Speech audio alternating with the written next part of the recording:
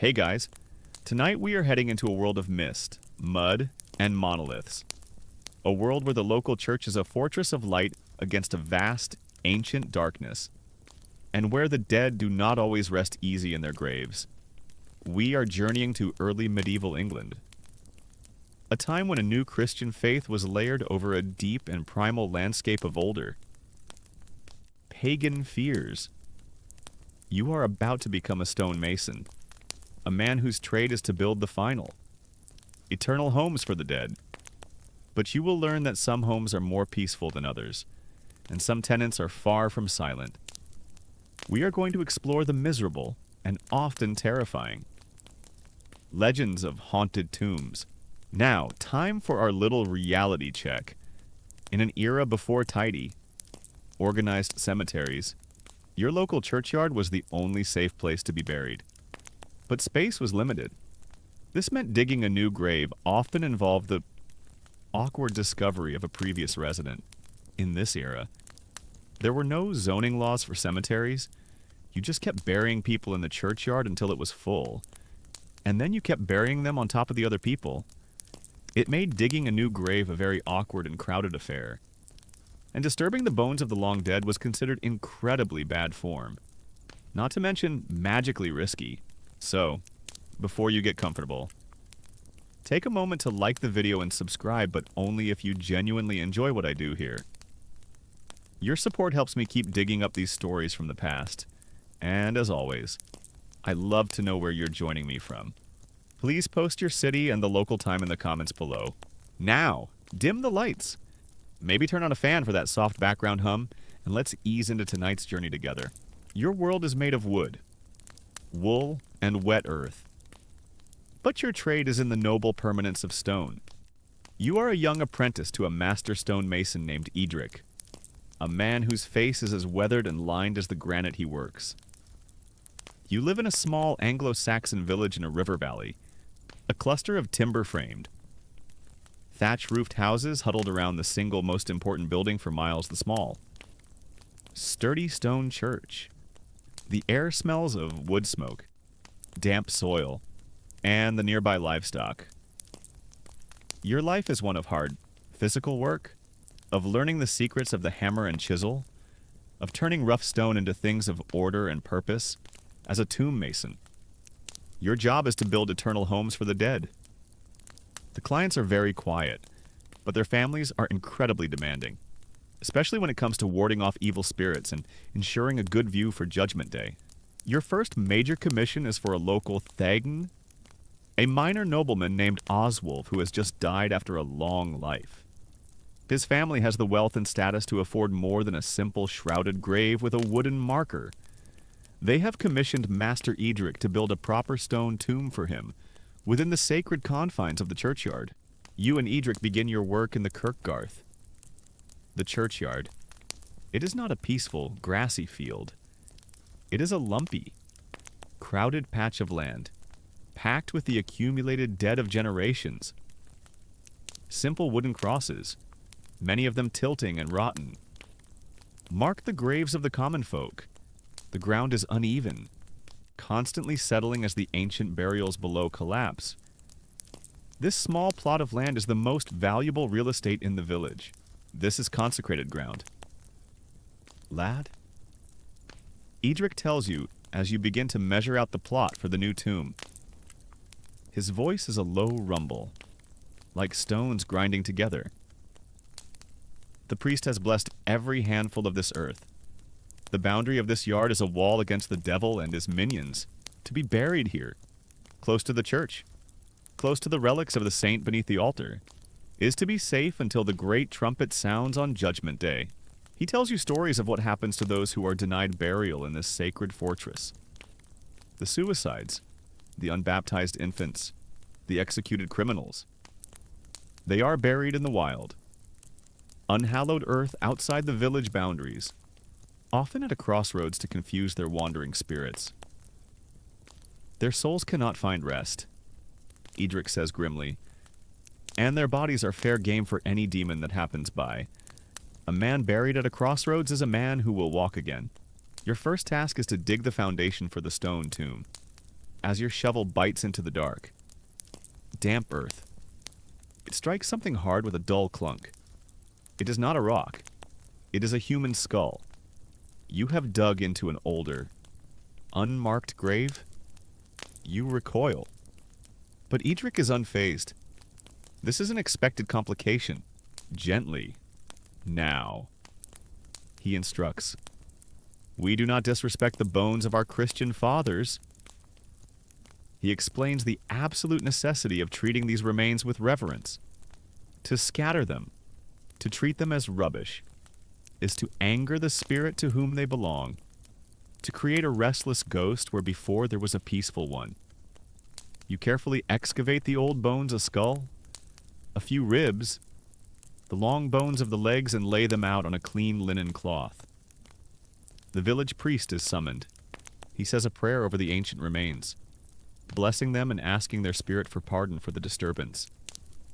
The bones are then placed in a small wooden box, to be reinterred at the bottom of the new grave, beneath Oswulf's coffin. The dead must make room for the dead, but it must be done with respect. Edric is meticulous about the tomb's alignment. Feet to the east, he says, stretching a cord between two stakes. Always, for the Lord will return from the east on the day of judgment, and the dead must rise to face him, not to show him their backsides, as you work. Edric cautions you to be quiet and respectful. Work hard, but work with a peaceful heart. He murmurs. This ground is not empty. It has a guardian. He tells you of the church Grim, the Kirk Grim, the spirit of the very first person who was buried in this churchyard. Long ago, that first soul, he explains, is tasked by God to be the eternal protector of the cemetery, to watch over the bodies of the faithful and drive away the ghouls and demons who would seek to steal them. You don't want to wake the Grim, he says, and you are not sure if he is joking. It's a good motivator for not dropping your tools. The last thing you want is a performance review from a spook. You are witnessing firsthand a debate that will occupy scholars of a distant future. Are these beliefs purely Christian? Or are they older? Pagan fears wearing new clothes. The priest's prayers and the east-facing burial are matters of Christian doctrine, but the deep, instinctual fear of angering the dead. The belief in a guardian spirit of the place itself, these feel older, deeper, like echoes from the time before the church was built, a time when your ancestors worshipped other gods and buried their kings in great earthen mounds. In your world, these two streams of belief flow together as one. Over the next few weeks, you and Edric cut and shape the stone. It is hard, satisfying work. You learn to read the grain of the stone, to strike the chisel with just the right force. You carve a simple cross on the heavy ledger stone that will cover the tomb, and you carefully chisel out Oswulf's name. You are building a house of permanence in a world of decay. On the day of the burial, the entire village gathers. The priest performs the Christian rites, the Latin prayers strange and powerful in the open air. Oswulf's body, wrapped in a shroud, is lowered into the earth, along with the small box containing the bones of the man he is replacing. Then, it is your turn. With the help of several strong villagers and a system of ropes and wooden rollers, you and Edric maneuver the heavy stone slabs into place. Constructing the simple box tomb, the final act is to slide the grate, inscribed ledger stone over the top, sealing the grave. The sound of the stone grating into its final position is a sound of immense finality. The tomb is sealed. The dead man is secure in God's holy ground. The job is finished, as dusk begins to settle, painting the sky in shades of violet and gray. You and Edric clean your tools. The new tomb looks solid, peaceful, and permanent in the fading light. You feel a deep sense of pride and accomplishment. You have done your job well. You have protected the dead. Edric stands beside you, wiping his hands on a cloth. He looks at the new tomb with satisfaction. Then his gaze drifts past the low stone wall of the churchyard. He looks out towards the rolling, misty hills that surround your valley. On the crest of the highest hill, dark against the twilight sky, stands a great, unnatural shape of burial mound, a barrow, the tomb of some pagan king from the age of heroes, long before the first church bell ever rang in this valley. This is a good Christian grave, Edric says, his voice a low rumble. The good Then Oswulf will rest easy here, safe in the arms of the Lord until the final trumpet. He pauses, his eyes still fixed on the distant, ancient mound. But those old kings in their hills, he says. A different note in his voice now, a note of ancient awe and fear. That is a different kind of sleep entirely, and not a sleep that takes kindly to being disturbed. The seasons turn, and your first year as an apprentice mason passes in a rhythm of hard work and learning. The tomb of the Thegn Oswulf settles into the churchyard, looking as if it has been there for a century. Your life is one of stone dust, the ache of your muscles, and the growing satisfaction of a craft well learned. You think you have learned the basic principles of your trade: build strong, build true, and always respect the dead. But you are about to learn that not all of the dead are created equal. The commission comes in the spring. A section of the low stone wall surrounding the churchyard, weakened by the winter frosts, has collapsed. The village priest and the local lord agree that it must be repaired before the summer festivals, but good quarry stone is scarce, requiring an expensive and time-consuming trip to the distant hills. The lord, a pragmatic and unsentimental man, makes a decision that sends a ripple of fear through the entire village. He declares that you and your guild will quarry the stone for the new wall from the great barrow on the hill overlooking the village. The logic is simple. The barrow is a massive, man-made hill, constructed from thousands of well-cut stones, a ready-made quarry, and in the Lord's Christian eyes, it is a pagan monument, a relic of a heathen past. To dismantle it and use its stones to rebuild the wall of God's own church is a righteous and thrifty act. The villagers do not see it that way. For them, the barrow is a place of immense and terrifying power. It is the tomb of some great warrior king from the time before St. Augustine ever set foot on these shores. They speak of it in hushed whispers. They say that on moonless nights, strange lights are seen dancing on its summit. They say that livestock that wander too close to its slopes are sometimes found dead the next morning, with no mark upon them. That evening, Master Edric gathers you and the other masons. His face is grim. The Lord has commanded it, so we must obey, he says. But you will not go to that hill as you would go to a normal quarry. You will go as if you were entering a dragon's lair, for that is what it is. He tells you the legend of the barrow, a story passed down from his own master. He tells you of the king buried within, a man of great renown in his day, but also of great greed. He was buried, the stories say, with a vast hoard of gold, jewels, and finely wrought swords. A man's greed does not always die with his body. Lad, Edric says, his voice a low rumble. Sometimes it clings to the bones, a poison that sours the earth. It gives the dead a hateful, waking life. The king in that hill does not sleep. He waits. He guards his gold. He is the Beorwhite, the Barrow-White. You listen. The hairs on your arms standing on end. As he describes the creature, it is not a pale, floating ghost. The white, he says, is the reanimated corpse of the king himself, swollen to a great size, its skin the color of a deep bruise. It has the strength of 10 men and a heart filled with nothing but cold. Ancient malice. Its sole purpose is to protect its tomb and its treasure, and to destroy any who would dare trespass. The guardian of the tomb is a super strong, angry zombie king who really hates it when you touch his stuff. It's a very effective anti-theft system.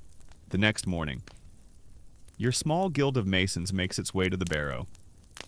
The mood is tense and silent. The villagers watch you go, their faces filled with pity and fear, but none will accompany you past the village edge. As you climb the steep hill, The air seems to grow colder. The cheerful sounds of the village fade, replaced by an unnatural quiet. Even the birds in the ancient yew trees that cluster around the barrow are silent. The burial mound is immense, a great green dome rising from the crest of the hill. It feels ancient, alien. At its base is the entrance, a low, dark opening framed by 3 massive, moss-covered standing stones. A wave of primal fear washes over you, a feeling that you are intruding on a place where you do not belong. The priest has come with you, and he performs a blessing. He sprinkles holy water on the stones and chants a prayer in Latin, his voice sounding thin and weak in the face of the silent. Pagan monument. Edric instructs the men to carve a small cross on each stone before they attempt to move it. It is a battle of faiths. Your new Christian symbols pitted against the ancient power of the hill. The work begins. It is hard. Nerve-wracking labor. You use iron pry bars and thick ropes to dislodge the outer stones of the barrow's structure. Every sound is magnified in the tense silence. The scrape of a crowbar on stone sounds like a scream. A dislodged rock tumbling down the side of the mound makes every man jump. Small, unsettling things begin to happen. A chisel, laid down for a moment, vanishes, only to be found yards away in the bushes. A sudden, cold, clammy fog rolls up the hill, enveloping the barrow and reducing visibility to a few feet, only to dissipate an hour later as quickly as it came. A sound like a bear gargling rocks comes from deep within the tomb. Everyone agrees it's probably just the wind. A very specific, very angry wind. You work for 2 days, slowly dismantling the outer retaining wall of the barrow, stacking the usable stones onto a wooden sledge. The men work with a frantic haste, wanting only to finish the job and be gone from this terrible place. On the afternoon of the 2nd day, you and Edric manage to pry loose a grate. Heavy lintel stone from above the entrance. As it falls away, it reveals the dark, gaping maw of the passage leading into the heart of the mound. A blast of cold. Stale air rushes out, carrying a smell of ancient dust, damp earth, and something else. A faint, metallic odor like old blood. You peer into the darkness. The passage is low and narrow, lined with massive stones, and deep within, at the very edge of the torchlight, you see a flicker of gold. The treasure, the source of the legend, the anchor of the white. For a moment, a wave of pure, covetous greed washes over you. The thought of the wealth that lies within that darkness is a powerful lure, but the fear is stronger. You back away from the entrance as if it were the mouth of a serpent. As dusk approaches, you have gathered enough stone for the church wall. Edric declares the work finished. The men begin to haul the heavy sledge down the hill with a speed born of terror. You and your master are the last to leave. As you turn your back on the desecrated tomb, a deep, guttural roar echoes from the darkness within the barrow. It is a sound of pure rage and ancient hatred. A sound that is not made by any living animal. You do not wait. You run. You scramble down the hillside, your heart hammering in your chest, the terrifying roar echoing behind you. One of the other masons, in his panic, trips on a root and falls, his leg breaking with a sharp crack. He screams, a sound of pain that is almost lost in the greater roar from the hill. You don't stop running until you are all back within the relative safety of the village walls. The injured man is carried to his home, his broken leg seen by all as a direct wound inflicted by the barrow's furious guardian. That night, a great fire is lit in the center of the village. The priest says prayers of protection. The men who went to the barrow do not speak of what they heard, but their pale, haunted faces are story enough. The stones you brought back, the stones meant to rebuild the wall of the church, sit in a pile, and the villagers look at them with suspicion and fear, as if they carry the cold, malevolent taint of the haunted hill.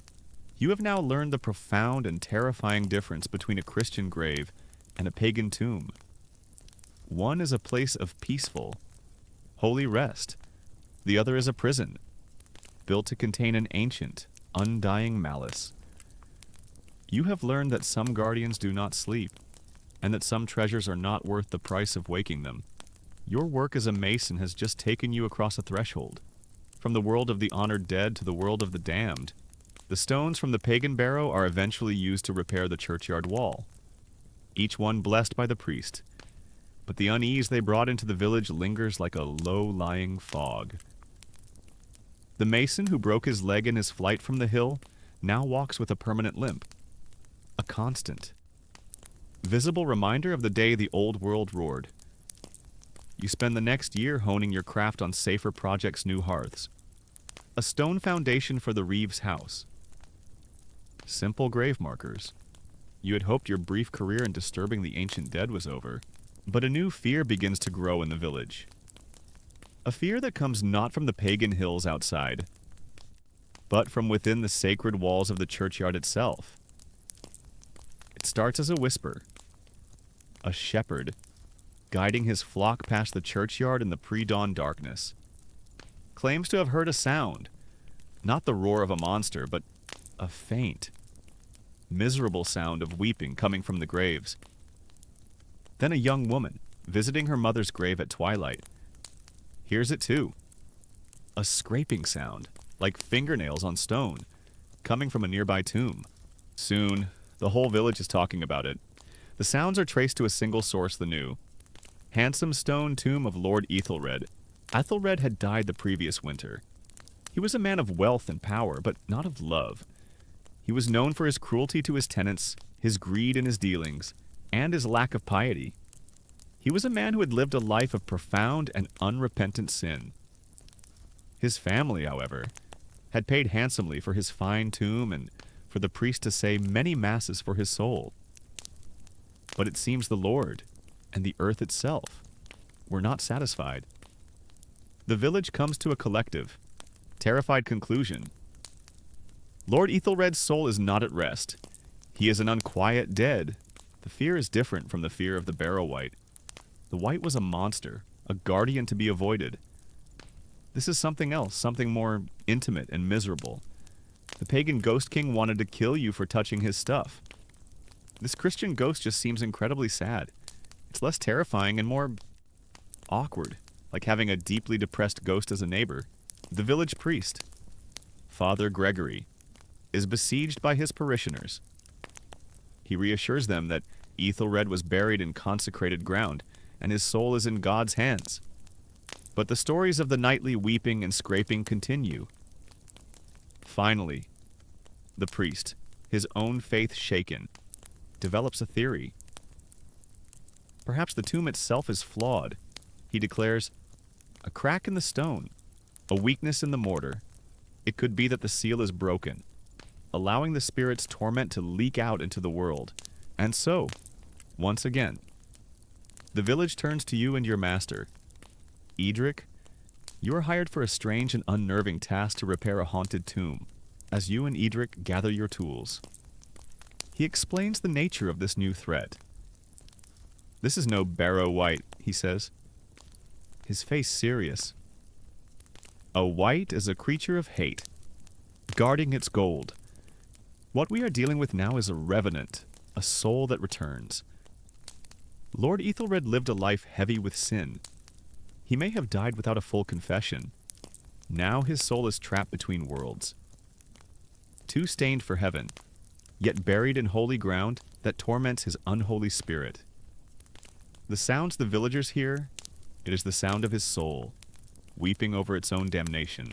You arrive at the churchyard to find a small, nervous crowd of villagers gathered at a safe distance. They watch you as you approach Ethelred's tomb. The tomb is well made, a fine piece of masonry, but upon inspection, you find what you're looking for. On the heavy ledger stone that seals the top, a long, jagged crack has appeared, running from the edge to the center. It could have been caused by the ground settling or a frost heave in the winter. But to the villagers, and now to you, it looks like a wound, a screaming mouth in the stone. Here it is, Edric says grimly, the gate of his sorrow.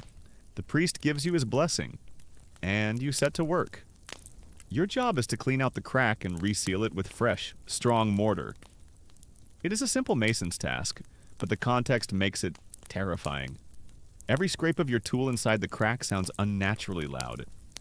You feel the collective gaze of the village on your back. You are not just a mason, you are a kind of spiritual surgeon, closing a wound in the barrier between the living and the dead. As you are clearing out the old, crumbled mortar from the crack with a small pick, your tool strikes something soft. You carefully work it out. It is a small, tightly wound bundle of dark, human hair and twisted straw, tied with a black cord. It looks like a crude, ugly doll. It must have been forced deep into a flaw in the stone when the tomb was first built. You show it to Edric. He examines it, his eyes narrowing. Witchcraft. He whispers, "This is not just an unquiet spirit. Someone cursed him to ensure he would never find peace." It seems one of Ethelred's many enemies sought to continue their grievance with him even after death. You discreetly give the cursed object to the priest, who later burns it with many prayers. Then you get to the main task.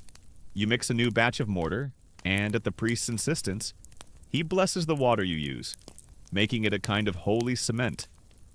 Carefully, you fill the crack, forcing the mortar deep into the fissure. You smooth it over, ensuring the seal is perfect and strong. You're essentially putting a magical patch on a leaky spiritual container. You hope the warranty on your mortar is strong enough to hold back a tormented soul. When the repair is complete, Father Gregory performs a ritual of reconsecration. He anoints the tombstone with holy oil, makes the sign of the cross over it, and reads a long prayer from his book. His Latin echoing in the quiet churchyard, he commands the spirit of Ethelred to be at peace, to cease its wandering, and to silently await the final judgment. The work is done.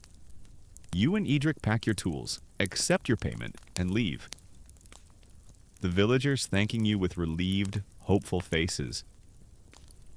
That night, a profound silence falls over the churchyard. The village listens. There is no weeping. There is no scraping. The repair, it seems, has worked. The peace lasts for 2 nights. On the 3rd night, it begins again.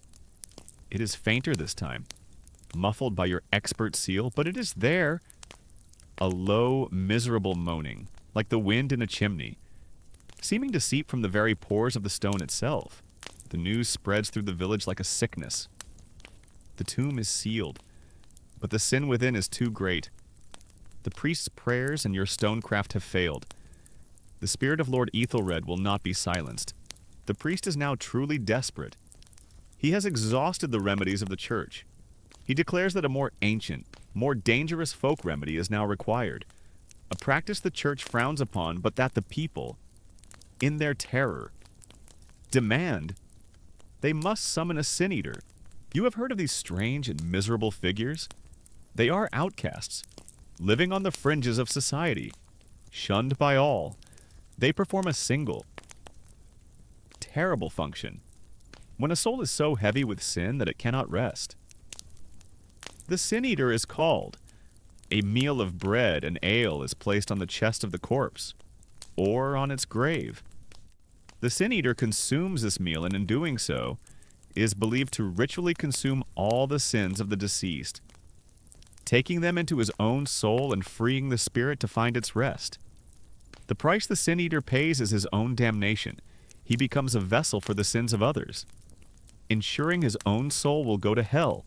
The village sends a message to a lonely hovel several miles away, and you know that your work on this miserable, unquiet grave is not yet finished. You will be required to attend this strange, pagan-like ceremony as the mason who knows the tomb. You wait with the rest of the village for the arrival of the lonely man who eats the sins of the dead. The failure of the priest's prayers and your own stonework to silence the unquiet grave of Lord Ethelred sends a new wave of panic through the village. The weeping from the tomb, though muffled, continues each night, a constant, miserable reminder of a soul in torment. the villagers, their faith in the official remedies of the church shaken, turn to an older, darker, and more desperate solution. They send for a sin-eater. The man arrives at the village edge at dusk. A few days later, he is not a monster. He is not a sorcerer. He is something far more wretched. He is a hunched, skeletal figure, dressed in ragged clothes, his face a mask of profound and weary sadness. He does not enter the village proper, but waits by the lich gate of the churchyard. As is the custom, the villagers who summoned him now shrink from his presence. They avert their eyes. Mothers pull their children close. He is a necessary evil, a man who lives in a permanent state of spiritual contamination, and they treat him with a mixture of profound fear and utter revulsion. The man who is here to save the village from a ghost is treated with more fear and disgust than the ghost itself. The public relations for sin-eating are, it seems, quite poor. His life is a lonely one. Master Edric murmurs to you as you watch from a distance. He is shunned by all. He may not enter a church, he cannot break bread with honest folk. He takes upon himself the sins of others, and in doing so, he takes upon himself their damnation. It is a terrible trade. As the last light of day fades from the sky, the entire village gathers in the churchyard, holding torches that cast long, flickering shadows. They form a wide, silent circle around Lord Ethelred's repaired tomb, leaving a clear path for the sin-eater. The atmosphere is thick with a morbid, fearful anticipation. Father Gregory, the priest, stands to one side, his face a mask of conflict. He is allowing this folk ritual to proceed, a tacit admission that his own Christian rites have failed. But he will not participate. Lord Ethelred's eldest son, his face pale and determined, steps forward. He carries a simple wooden plate upon which rests a thick crust of dark bread and a clay mug of ale. He reverently places this meal on the center of the cold stone slab that seals his father's tomb. This is the signal. The sin-eater shuffles forward out of the darkness. The crowd of villagers instinctively draws back, a collective gasp rustling through them. He walks alone into the center of the torchlit circle, his eyes fixed on the tomb. He is an island of misery in a sea of fear. He kneels before the grave. He does not pray in Latin like the priest. He speaks in a low, raspy whisper, a simple formula in the common tongue. I give easement and rest to thee, dear man, he says, his voice addressing the dead lord within the stone. Come not down the lanes or in our meadows, and for thy peace I pawn my own soul. He then reaches out a trembling hand and takes the crust of bread from the tomb. He eats it slowly, deliberately, each bite a solemn and terrible act. The crowd watches in absolute, breathless silence. They believe they are witnessing a spiritual transaction of immense gravity. They believe that with every bite the sin-eater takes, he is consuming the sins that have made Lord Ethelred's soul so heavy. He is eating the dead man's avarice, his cruelty, his lust, his impiety. He is drawing the spiritual poison out of the grave and into his own being. When the bread is gone, he takes the mug of ale and drains it in one long swallow. He is washing down a lifetime of another man's wickedness. As you watch, you can almost feel the atmosphere shift. It may be a trick of the torchlight, but the sin-eater seems to stoop lower, to grow heavier, as if a physical weight has been settled upon his shoulders. Conversely, the air around the tomb seems to lighten, the oppressive sense of misery that has haunted this spot for weeks seeming to dissipate into the night air. The ritual is complete. Ethelred's son steps forward again. He carries a small leather purse containing a single groat, a coin worth 4 pence. This is the fee. He does not hand it to the sin-eater, following the ancient custom. He places the coin on the plate and holds it out over the tomb. The sin-eater takes his payment. The transaction completed across the body of the deceased, a symbolic act that reinforces that he has been paid by the dead, not the living, severing him completely from the community he has just saved. No one speaks to him. No one thanks him. His work is done. The sin-eater turns, clutches the single coin in his hand, and shuffles away, melting back into the darkness outside the churchyard wall. As shunned and reviled as when he arrived, the employee satisfaction rate for this particular job seems low. That night, the village holds its collective breath. People stay awake in their homes, listening. But there is nothing to hear. The churchyard is silent. The miserable weeping is gone. The scraping from within the stone has ceased. The strange, desperate, and miserable ritual has worked. The soul of Lord Ethelred, relieved of the burden of its sins, is finally, truly at peace. You and Edric discuss what you have seen as you walk back to your workshop.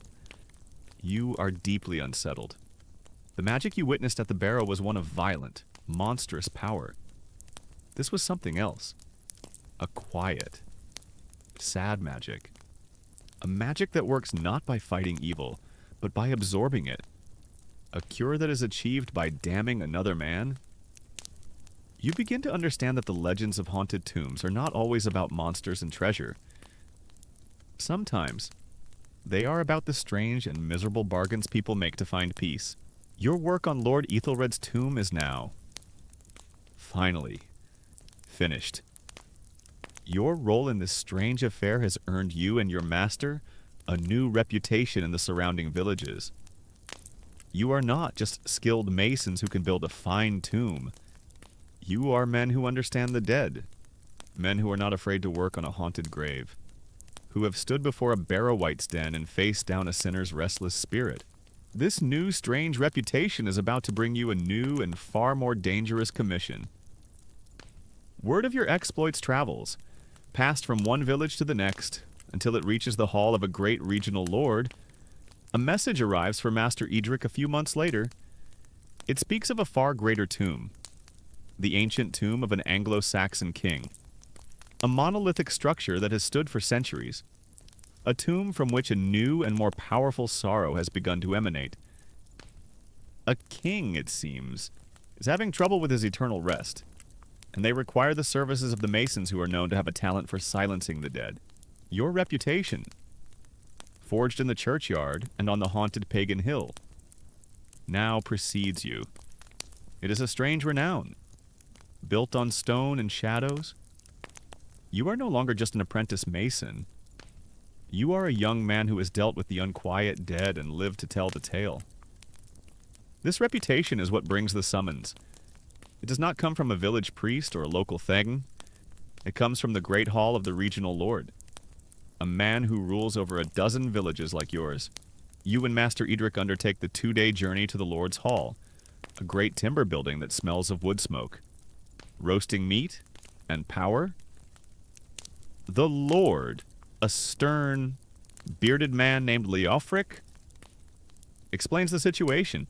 His most famous and revered ancestor is a man named King Edwald, a great Christian warrior king who died 200 years ago and was buried with all the honors of his time.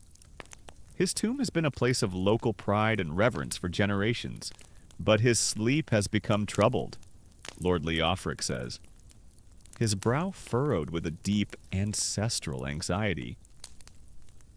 For a generation, all has been quiet, but in the last year, shepherds have refused to graze their flocks near the tomb. They speak of a great coldness that emanates from the stones, a sorrow so profound it frightens their animals. On nights of the full moon, he lowers his voice. A low moaning sound is heard, like a great beast in pain. My ancestor is not at peace, and when a king's spirit is displeased, his descendants suffer. My harvests have been poor. My wife has suffered a miscarriage. The king's sorrow is a blight on my lands. He tasks you with a solemn duty. You are to travel to the tomb, investigate the source of the disturbance, and perform whatever repairs are necessary to restore the king's eternal rest. The pay he offers is more than you would normally earn in a year. The tomb of King Edwald is not in a village churchyard. It stands alone in a high, lonely valley, a place that was once the site of his royal hall. It is a monolithic structure, far grander than the barrow on the hill. It is a great stone-built crypt, sunk partially into the earth and covered with a massive, carefully shaped mound, now overgrown with grass and heather. It radiates an aura of immense age, power, and a deep, sleeping sorrow. As you and Edric approach, you feel the unnatural cold that the shepherds spoke of. It is a damp, chilling air that seems to cling to your skin, a coldness that has nothing to do with the weather. This is a different matter entirely, Edric murmurs, his eyes scanning the great tomb. The Barrow-wight was a thing of pagan hate and greed.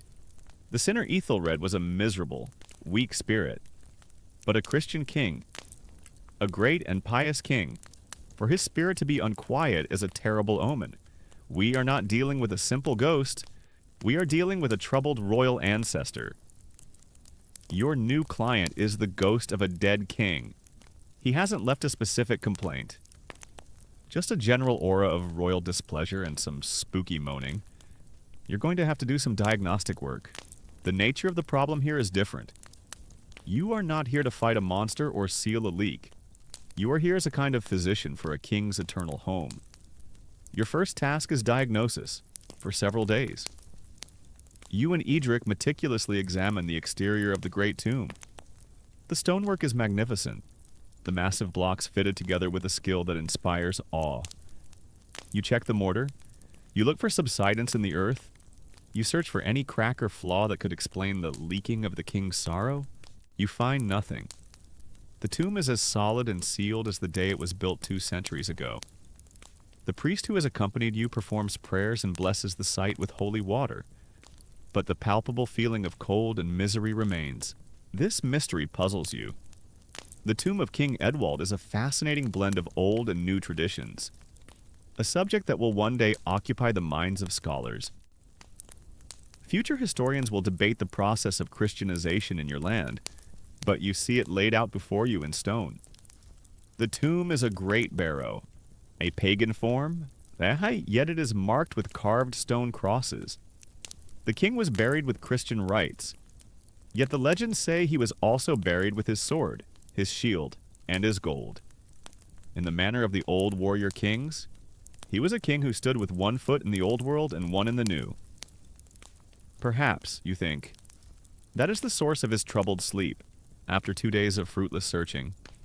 As you are ready to admit defeat, you find it is a small thing, easily overlooked. Near the base of the tomb, hidden by an overgrown gorse bush, you find a section of the stonework that seems subtly different. You run your hand over it. The mortar between these stones is a slightly different color, a different texture. It is newer, with a growing sense of dread. You take a small hammer and chisel and carefully chip away some of the new mortar. It comes away easily, unlike the rock-hard mortar of the rest of the tomb. Behind it, you can see that a stone has been carefully loosened and then replaced. You work your pry bar into the seam. With a great effort, you and Edric manage to pull the stone free. Behind it is a dark, narrow opening, just large enough for a man to squeeze through. A tunnel. It leads into the darkness of the tomb. The terrible truth dawns on you. The tomb is not disturbed because of a flaw in its construction or a spiritual malaise. The king is restless because his home, his eternal resting place, has been violated. Someone has broken in. This is not a haunting, it is a desecration, a robbery. You immediately report your findings to Lord Leofric. He flies into a rage, his face turning purple. That his own great ancestor's tomb has been violated by common thieves is a profound insult to his honor and a terrible sacrilege. The source of the king's sorrow is now clear. It is the rage of a monarch whose house has been burgled. You must go inside, Leofric commands, his voice shaking with fury.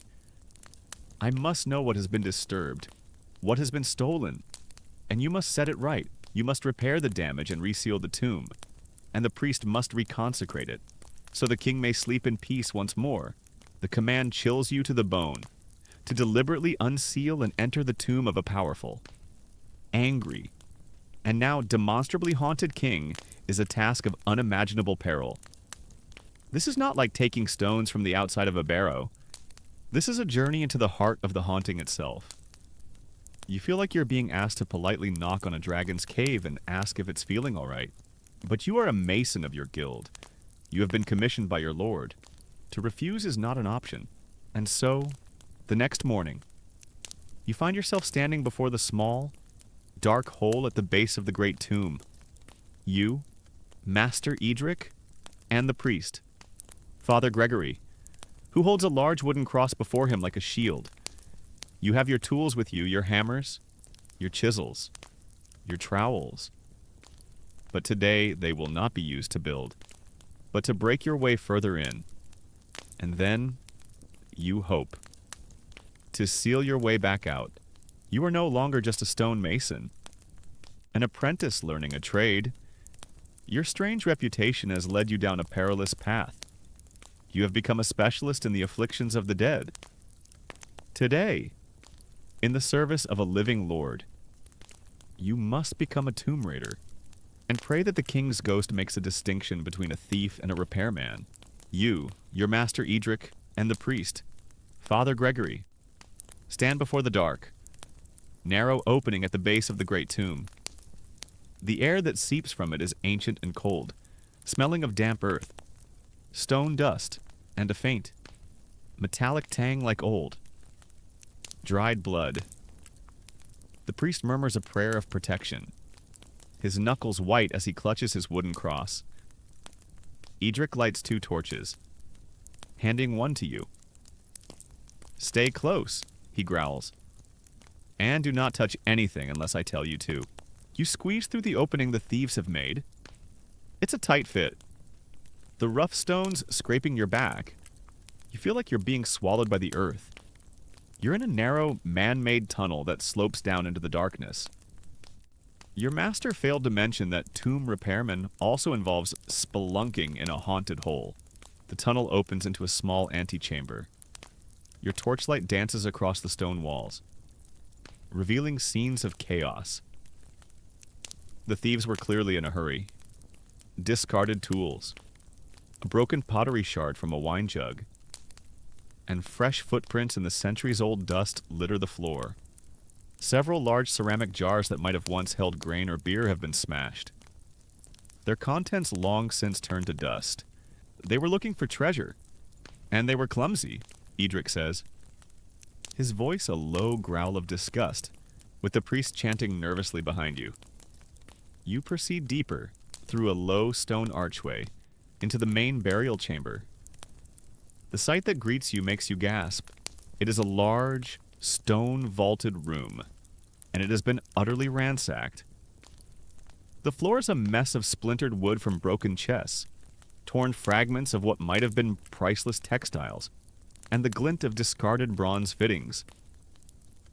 In the center of the chamber stands a massive stone sarcophagus, its heavy lid pushed askew. This is the resting place of King Edwald, and it has been brutally violated. You approach the sarcophagus with a sense of dread.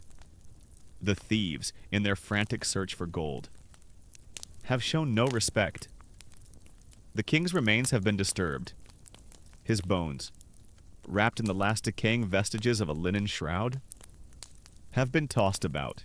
His skull, with its empty sockets, seems to stare up at you with a silent, eternal accusation.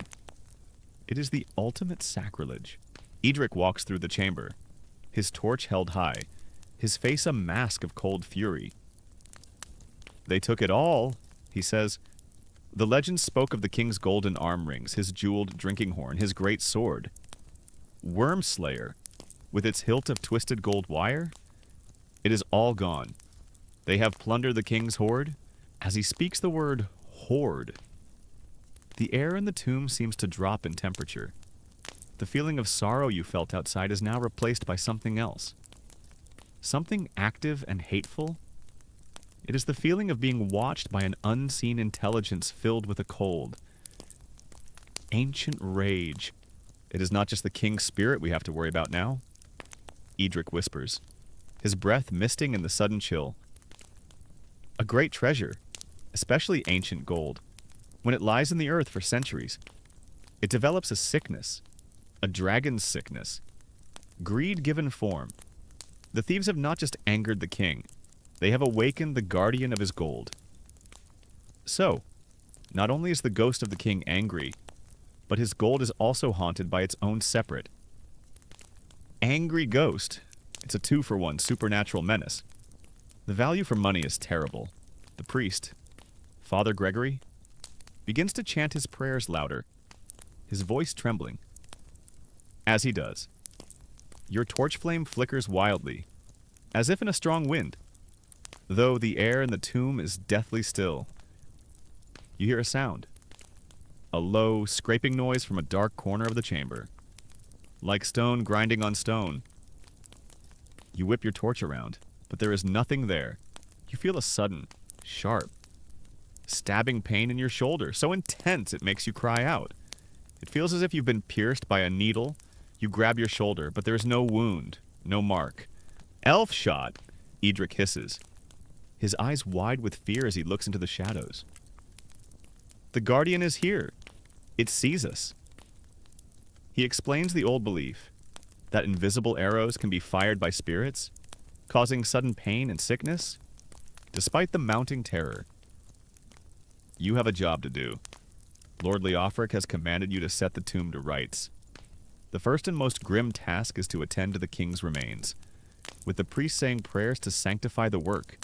You and Edric carefully, reverently, gather the disturbed bones of King Edwald. Your current task is to put a 200-year-old king back together again. It's like a puzzle, but the pieces are bones, and if you get it wrong, a ghost might curse you for all eternity. The pressure is on. You lay the bones out in their proper anatomical order within the stone sarcophagus, your hands trembling as you handle the relics of the long-dead monarch. You place his skull gently on the stone pillow, close his jaw, and fold his arms over his chest. You are trying to restore his dignity, to give him back some semblance of peace as you work. The feeling of being watched intensifies, a pressure of pure malevolence pushing in on you from the darkness. Once the king's remains are settled, you must begin the physical repair of the tomb. You must seal the thieves' entrance from the inside. Making the tomb whole once more, you and Edric identify the stones that were removed and begin the hard work of fitting them back into place. Using fresh mortar you have brought with you, the work is a nightmare. The air grows steadily colder. The scraping and whispering sounds from the shadows become more frequent. Tools disappear from where you set them down, only to reappear on the other side of the chamber. The priest's prayers grow more frantic. The tomb does not want you here, the guardian, enraged by the theft of its treasure, now sees you as new trespassers. It does not distinguish between a thief and a repairman. You work with a desperate haste, your muscles aching, your nerves screaming. The oppressive, hateful presence in the tomb is a physical weight, making it hard to breathe, hard to think. It seems to be growing stronger, angrier, as you work to seal the tomb, as if it knows you are trying to trap it within. Finally, the last stone is ready to be put in place. It is the stone you first removed from the outside, the one that will seal the thieves' tunnel completely. But as you and Edric heave it into position, a terrifying guttural roar echoes through the tomb, seeming to come from the very stones themselves. The torches all extinguish at once, plunging you into absolute, terrifying darkness. The priest screams. You hear the sound of something heavy falling, and a cry of pain. You scramble for your flint and steel, your hands shaking uncontrollably. After an eternal moment, you manage to strike a spark and relight your torch. In the renewed, flickering light, you see the priest, Father Gregory, on the floor, his leg twisted beneath him, his face a mask of terror, and Edric is staring into the darkness of the burial chamber, his face pale, his eyes wide with a horror you cannot comprehend. It is here. He breathes. I saw it. A great dark shape. A shadow with burning eyes. You know then that your mortal work is not enough. The sacrilege committed here was too great. The spirit you face is too old, too powerful. Sealing the tomb now would only trap this enraged entity inside, where its power might grow until it breaks out into the world.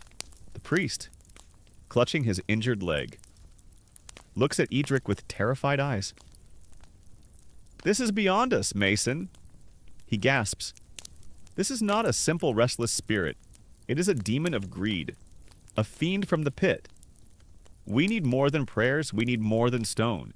We need the full power of the church. We need bell, book, and candle. We need an exorcism. You help Edric support the injured Father Gregory out of the tomb, back into the clean air of the valley. The darkness within seems to cling to you, a tangible cold that the daylight cannot seem to banish. The priest's declaration echoes in your mind. We need an exorcism. Lord Leofric, upon receiving your report, is both enraged and terrified. The violation of his ancestor's tomb is an insult.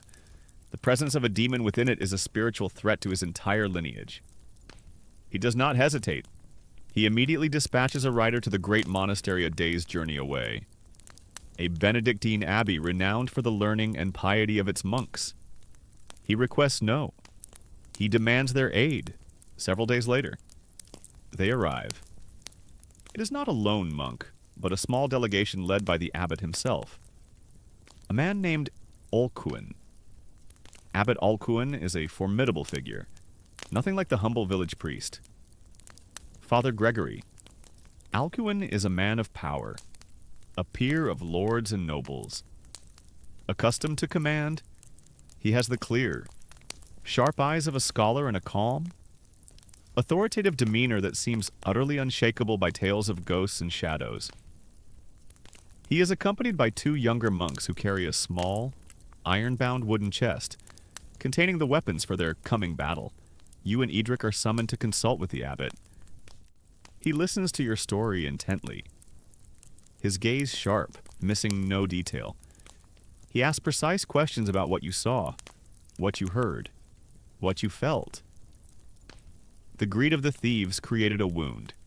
Alcuin declares when you have finished, and through that wound, an ancient evil has crept in.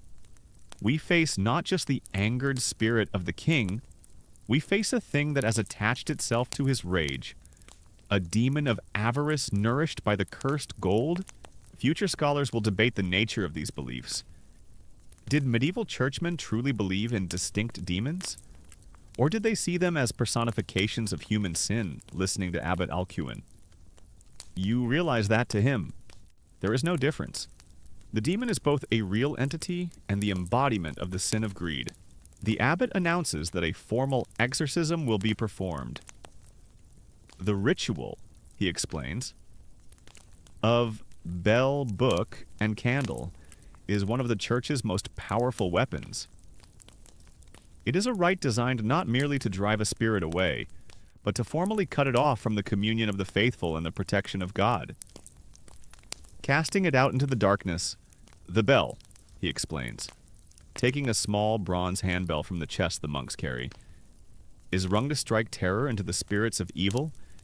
Its sound, consecrated to God, confounds them and drives them back. The book, he continues, placing a hand on a large, heavy, leather-bound volume held by one of his monks, is the Word of God. It contains the power of creation itself. We will read the most powerful psalms and prayers from it, wielding God's own words as a sword.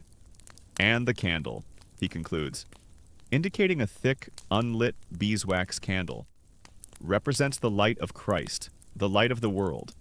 We will light it within the tomb to bring God's light into the darkness.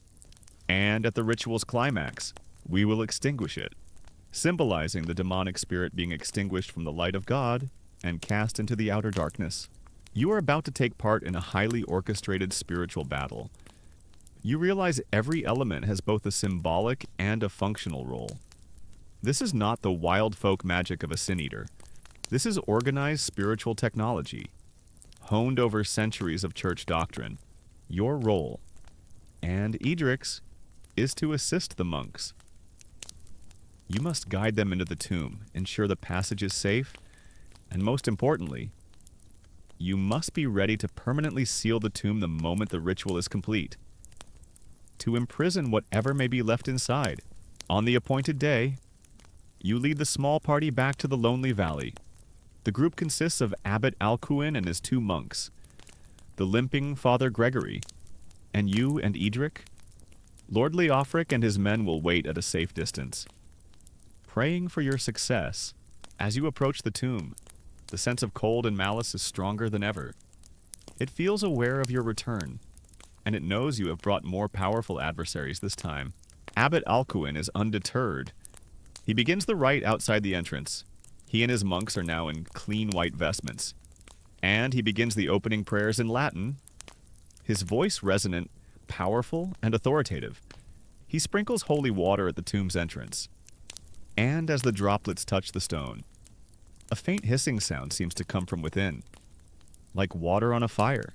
"Now," Alcuin says, turning to you, "open the way," with your heart pounding. You and Edric use your pry bars to break the temporary mortar seal you had placed. You pull the final stone free, revealing the darkness within once more, a blast of cold. Foul air rushes out. The abbot lights the great beeswax candle. Its single flame seems to push back the darkness in a tangible way, holding the candle before him like a torch. He steps into the tomb. His monks follow, one holding the sacred book, the other the bell. You and Edric come last, carrying your tools, feeling the fragile protection of these holy men's faith inside. The tomb is colder and more menacing than before. The hateful presence is so thick you can feel it like a pressure on your skin. Abbot Alcuin proceeds directly to the center of the main burial chamber and places the burning candle on top of the stone sarcophagus. Its warm light illuminates the stone walls, creating deep, dancing shadows in the corners. The rite begins in earnest. One of the monks begins to ring the bell, not a gentle chime, but a harsh, piercing, repetitive clang, designed to be jarring and painful to unseen ears. Simultaneously, the abbot opens the great book. His voice rings out, no longer a prayer but a command. He reads the most powerful psalms of God's victory over darkness, the curses of the prophets against demons. As he reads, the very air in the tomb seems to thicken, to vibrate with an angry energy. You hear the whispering again, coming from the dark corners, a sound like hissing snakes. The scraping sound you heard before begins again, louder this time, frantic, seeming to come from inside the stone sarcophagus itself. The abbot does not falter. He continues reading, his voice rising in volume, overpowering the bell and the horrific sounds. He moves from the psalms to the formal rite of exorcism. He speaks directly to the demonic spirit, commanding it by the name of the Holy Trinity to reveal itself. To relinquish its hold on this sacred place, the confrontation reaches its peak. A fierce, ice-cold wind rips through the sealed chamber, and a guttural roar seems to come from all directions at once. The candle on the sarcophagus sputters, its flame nearly extinguished. At that moment, Abbot Alcuin raises his hand. He looks directly into the deepest darkness of the tomb and shouts the final words of the rite, "In the name of the Father, and of the Son, and of the Holy Spirit, I command thee. Unclean spirit, depart. I cut you off from the light of God and cast you into the outer dark." As he speaks the words, he reaches out and snuffs the candle flame between his fingers. The room is plunged into absolute blackness and a profound silence. The bell stops. The whispering and scraping are gone. The feeling of cold, hateful malice has vanished. The silence that remains is not the tense, menacing silence of before. It is an empty, clean silence. The presence is gone after a long moment. One of the monks relights a small lamp. In the faint light, you see Abbot Alcuin standing, his face pale with exertion, but his eyes blazing with a harsh victory. "It is gone," he says, his voice a hoarse rasp. "This place is cleansed." He turns to you and Edric.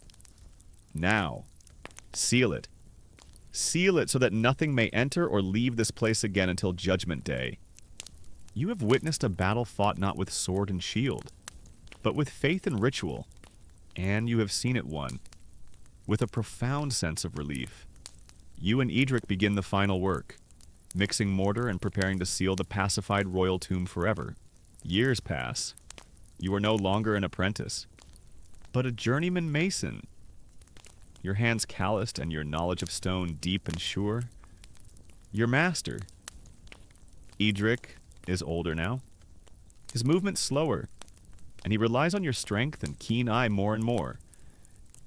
The tales of your work at the Barrow of the White, at the tomb of the unquiet sinner, and at the exorcism of the king's grave have become local legends. Your guild has earned a unique and fearsome reputation. You are the men who are called when the dead will not sleep. The summons comes in the late autumn, from a village a day's ride away, a place nestled deep in a marshy fen, a place with a reputation for being sullen and insular. The plea is a desperate one. A sickness is upon them. It is not a great, swift plague like the ones you hear stories of, but a slow, creeping pestilence, a wasting disease that drains the life from its victims over a period of weeks, leaving them pale and breathless husks. 6 people have died in as many weeks, and the village is in the grip of a cold, quiet terror. When you and Edric arrive, you find a community paralyzed by a specific, horrifying superstition. They do not believe their sickness is a natural one. They believe it is the work of a single, malevolent will. They believe they are being preyed upon from beyond the grave, the village elders, their faces grim. Tell you the story. The first person to die of the wasting sickness was a man named Gunnar, who was buried a month ago. Gunnar was not a well-liked man. He was a solitary, ill-tempered charcoal burner who lived on the edge of the fen and was rumored to dabble in old pagan charms. His death was unlamented, but a week after his burial, the woman who lived nearest to him fell ill with the same wasting sickness. And then her son. Now, it is spreading.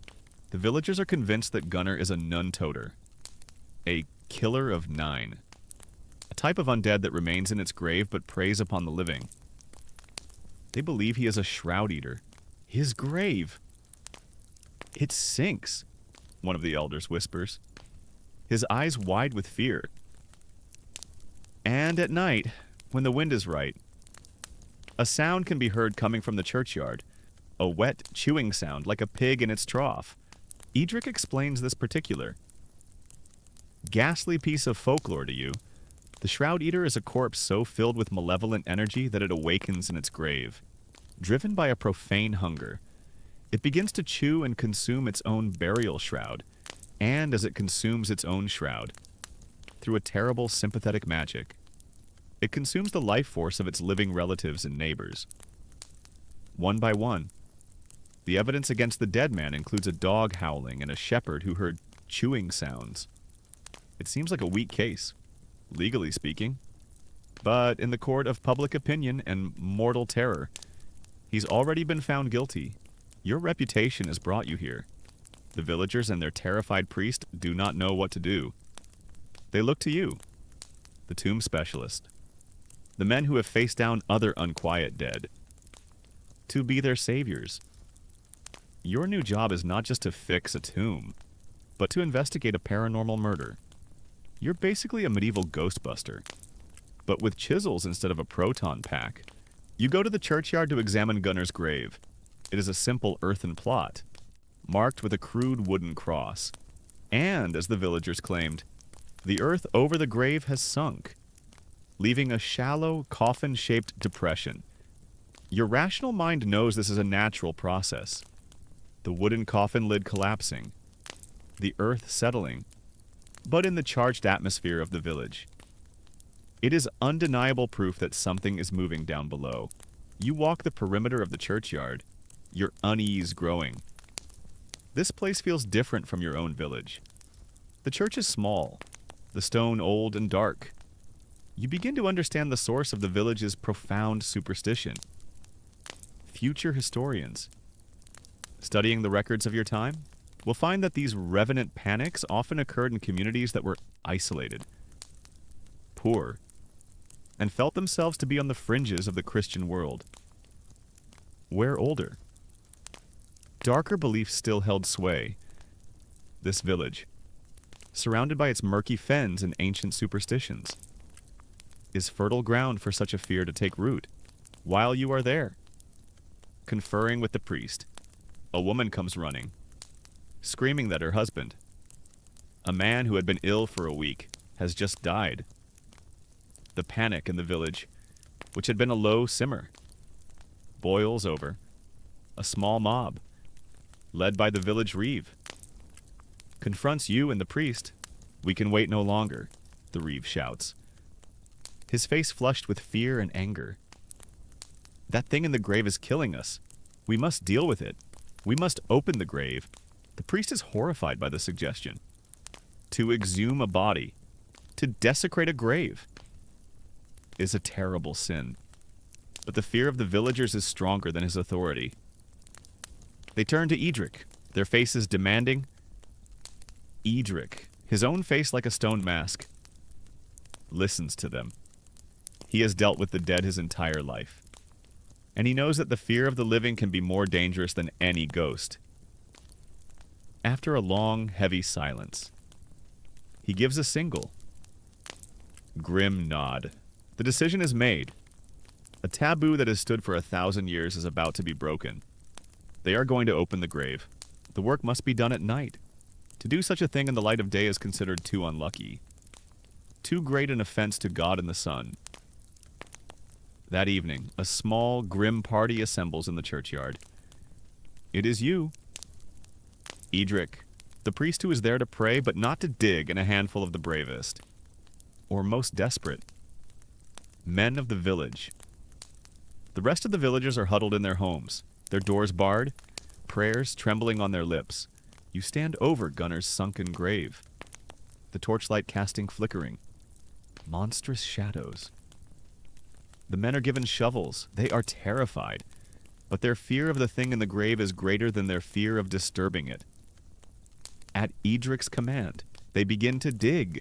The sound of the shovels biting into the damp earth is the only sound in the churchyard. It is a rhythmic, scraping, sucking sound, with every shovelful of earth that is thrown aside. The tension grows. You are not just digging up dirt. You are digging up a taboo. You're peeling back the thin layer of soil that separates the world of the living from the world of the dead. After what feels like an eternity, a shovel strikes wood with a hollow thump. The men recoil as one. They have reached the coffin, with trembling hands. They clear the last of the earth away, revealing the simple pine box. Edric leans down, and with the help of another man, they use their crowbars to pry the lid from the coffin. The sound of the nails screeching as they pull free is a sound of pure agony. The lid is lifted away. The men all stumble back. Gagging, a foul, swampy odor, the smell of corruption, rises from the coffin. The priest begins to chant the paternoster in a loud, quavering voice. Edric, his face grim, holds a torch over the open grave. He gestures for you to look. You force yourself to step forward and peer into the coffin. What you see will be burned into your memory forever. The body of Gunnar lies within, but it is not a peaceful, sleeping corpse. It is bloated, its skin having a strange, reddish, leathery appearance. Its beard is matted and appears to have grown. And its mouth?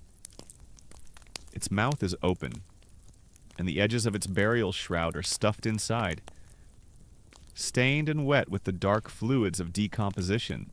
To your modern eyes, it is a textbook case of the natural processes of decay in a damp, anaerobic environment. But to the terrified eyes of the 10th century villagers, it is the absolute, undeniable proof of their worst fears. He is not decaying. He is gorged. He is ruddy with the life he has stolen from them. and he has been eating his shroud. A man in the crowd screams and faints. The priest begins to pray frantically. The village reeve looks to your master, his eyes begging. "What do we do?" he gasps. "How do we stop him?" Edric looks down at the horrifying sight in the coffin. His face hard as the stone he works. He has heard the old legends, the grim prescriptions for how to deal with such a creature. He knows what must be done. It is a task of unimaginable horror. A desecration performed in the name of salvation. "Bring me a sharpened spade," Edric says, his voice a low command. "And a hawthorn stake. We will make sure he never chews again." You stand at the edge of the open grave, the stench of the corrupted corpse filling your lungs, and you realize that your education in the miserable legends of haunted tombs is about to enter its final, most horrifying chapter. You stand at the edge of the open grave, the foul stench of the corrupted corpse a physical assault on your senses. The torchlight throws wild, dancing shadows, making the bloated face of Gunnar in his coffin seem to twist and grimace. The villagers behind you are a terrified mob, their fear a palpable thing in the cold night air. The priest is praying frantically, his Latin words a desperate, trembling shield against the horror in the pit. Master Edric is the only island of calm in this sea of terror. He is no longer just a mason. He has become a grim executioner, his authority absolute. He is drawing on a deep, ancient well of folk knowledge, the grim prescriptions for dealing with a thing like this. Knowledge passed down from master to apprentice. A trade secret for the most terrible of jobs. "A spade," he commands again, his voice cutting through the priest's prayers. A sharp one, one of the village men, his face pale, thrusts a spade into Edric's hands. Edric tests the edge with his thumb.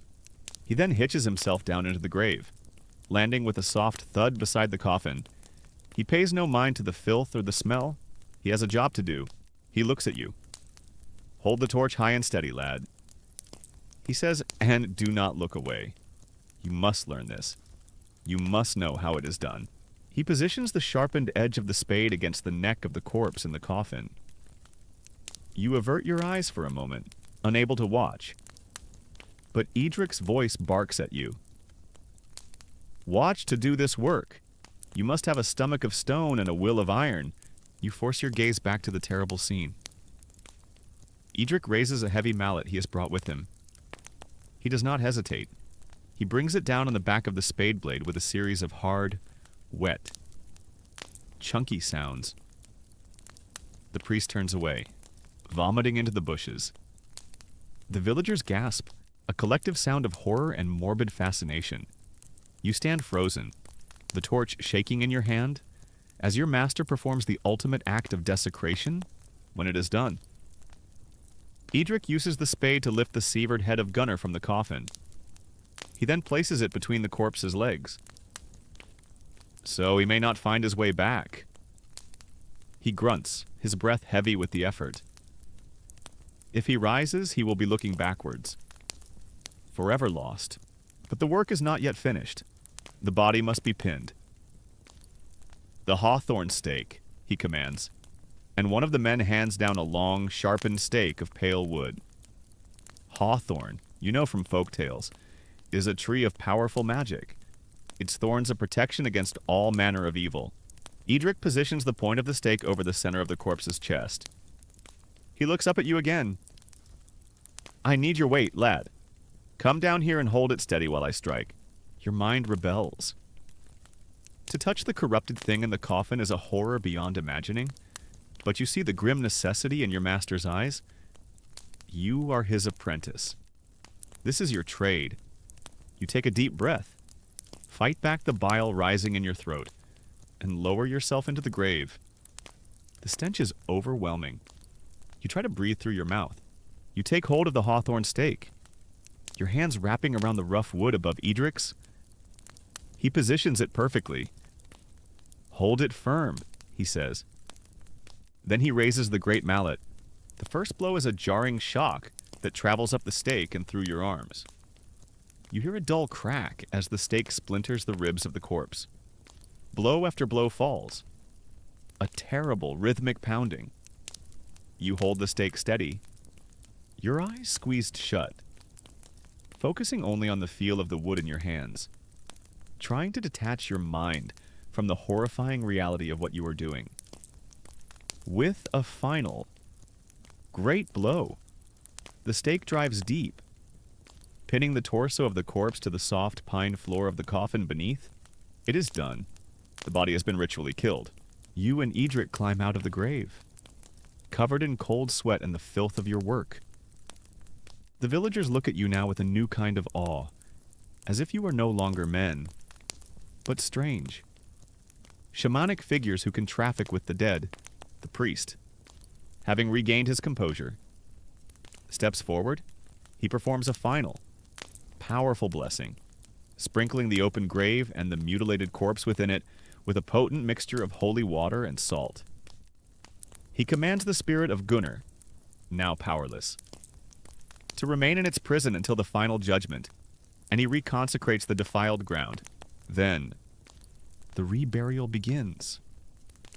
The villagers, their fear now replaced by a grim sense of relief and communal purpose, eagerly seize the shovels.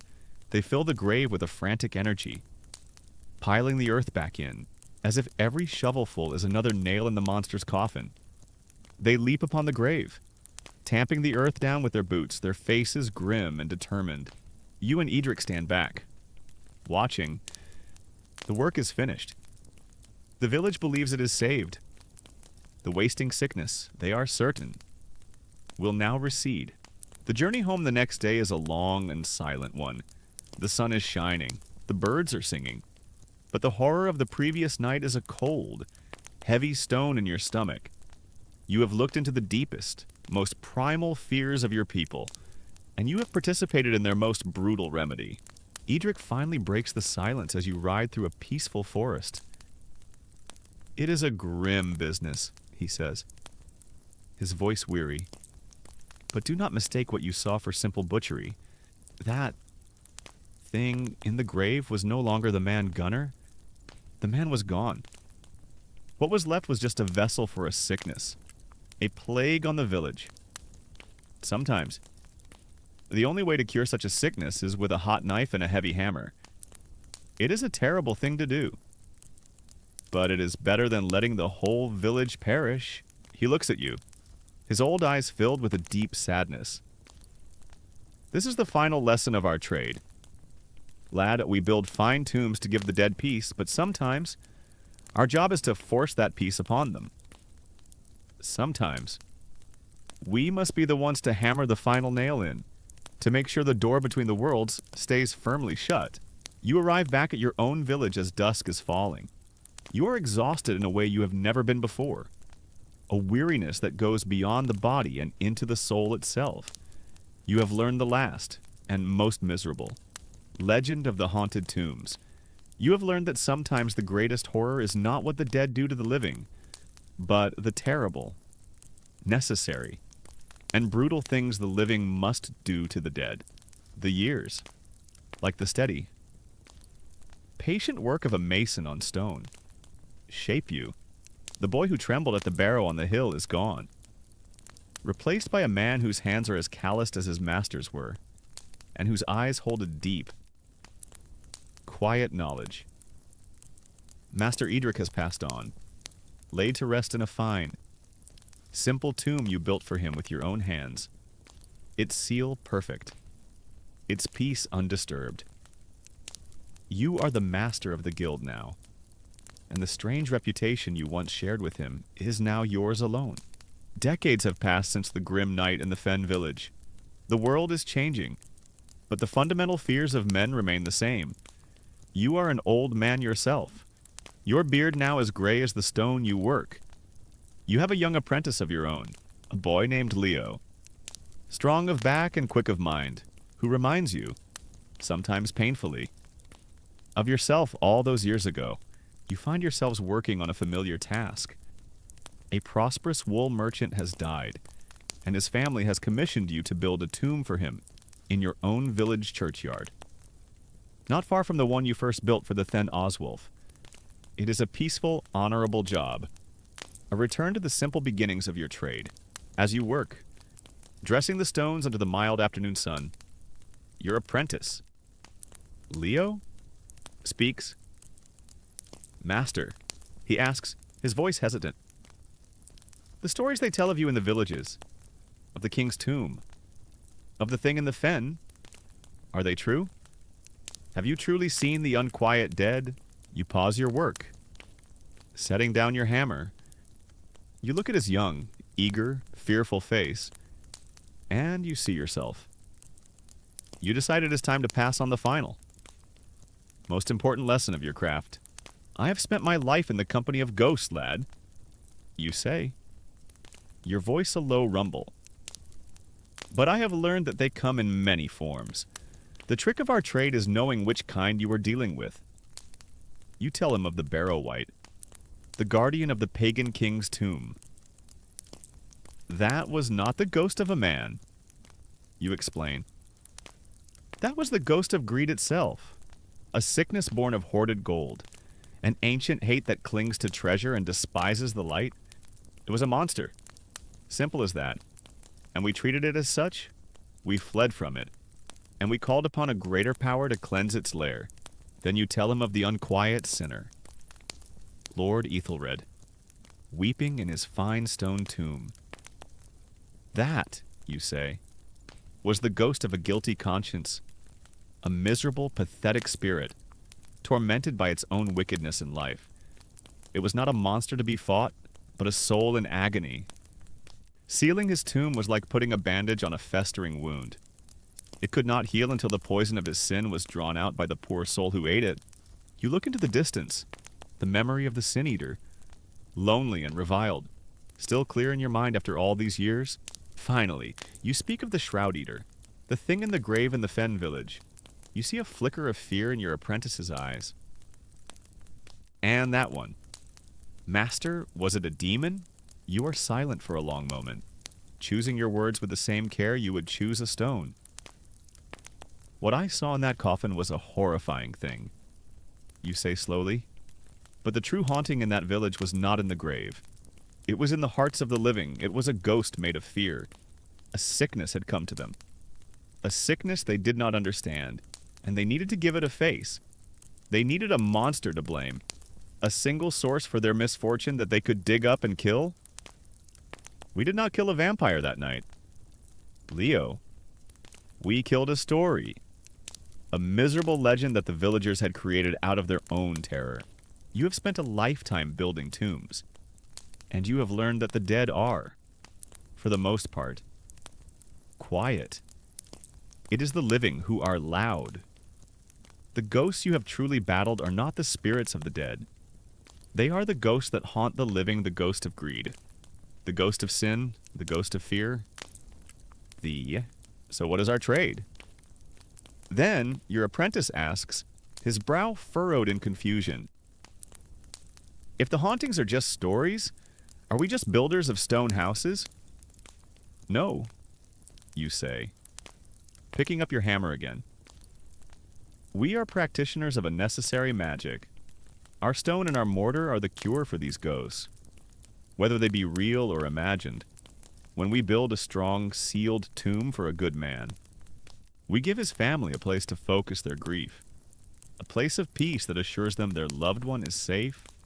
We silence the ghost of sorrow. You tap the stone you are working on. When we repaired the tomb of the angry king, we did not just fight a demon. We restored a sense of order. We showed the people that even the most ancient evil can be confronted by faith and courage. We silenced the ghost of fear. You look at the boy, and your eyes are filled with the wisdom of a long and strange life. Our job, lad, is to provide the final silence. We build houses of stone to quiet the dead. Yes, but more importantly, we build them to quiet the living. We use our craft to seal away their fears, to entomb their grief, to give a final tangible end to their stories. That is the wisdom of stone. That is the magic we serve. You finish your work on the new tomb as a final, quiet act, known only to you. You place a small, sealed bottle containing a bent nail, and a sprig of yew into the wall before sealing it with the final stone, an old charm. A witch bottle. A small nod to the ancient fears that still linger, the old ways and the new faith, resting together in stone, and so your story ends.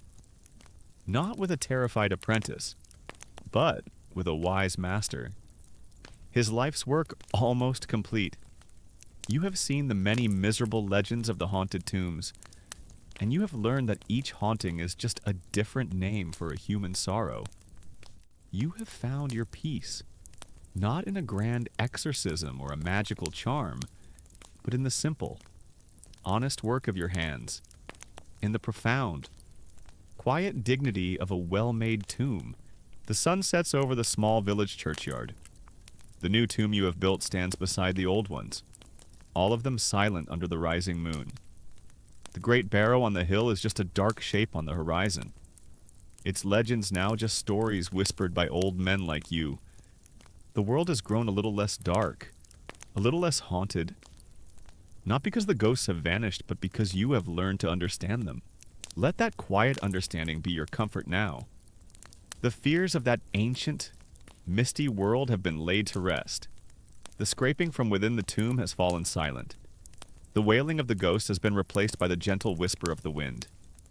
All the miserable legends have been told, and all that is left is the deep, abiding piece of a story that has found its end. The stone is sealed, the work is done. And now, you too can rest.